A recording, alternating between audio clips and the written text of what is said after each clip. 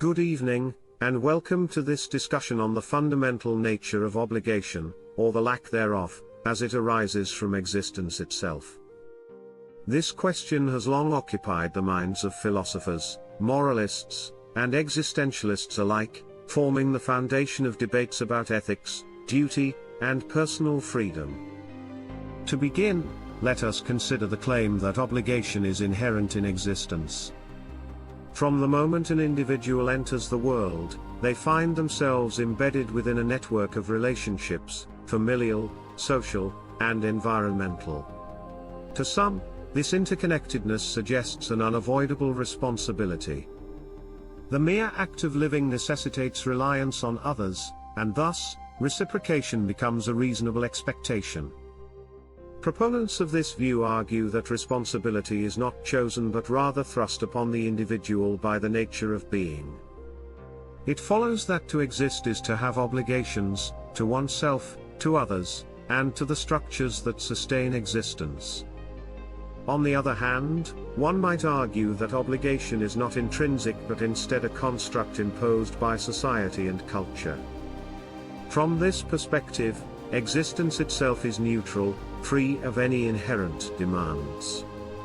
If one were to be born into absolute solitude, without external influence, would any duty be felt or recognized?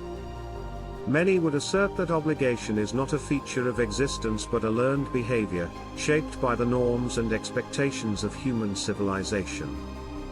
By this logic, any obligation is optional, subject to individual acceptance or rejection. This raises an important question: if obligation is merely a social construct, does that render it illusory?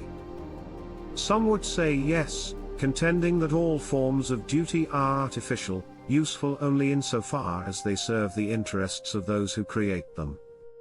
Others argue that even if obligation is constructed, it is no less real in its consequences.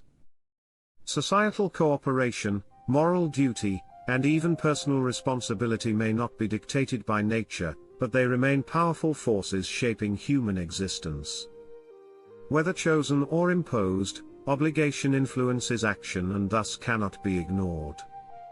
Consider also the perspective of existentialism, which posits that existence precedes essence. If this is true, then individuals are not born with predefined purposes or duties, rather, they define these for themselves. Obligation, in this sense, is a choice, one that must be consciously affirmed or denied.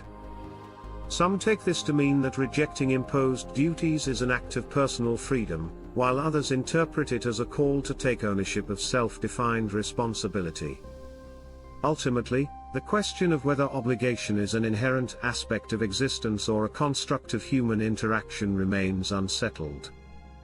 What is clear, however, is that both perspectives hold profound implications for how we live, interact, and build our moral frameworks. Whether one embraces obligation as a necessary aspect of life or rejects it as a burden imposed by external forces, the responsibility of that decision rests with the individual. Thank you.